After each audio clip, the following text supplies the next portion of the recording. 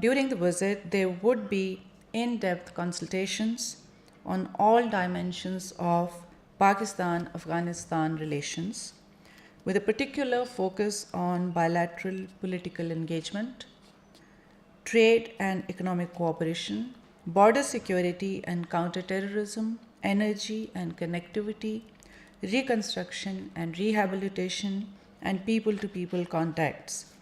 Peace and stability in Afghanistan are in Pakistan's vital interest. Pakistan has consistently supported an Afghan led, Afghan owned peace and reconciliation process. In the economic realm, it has been our constant endeavor to ensure that Pakistan Afghanistan relations are underpinned by a strong trade and economic partnership. The current volume of bilateral trade is over 2 billion US dollars, but has the potential for tremendous growth. Education and people to people contacts have been growing significantly.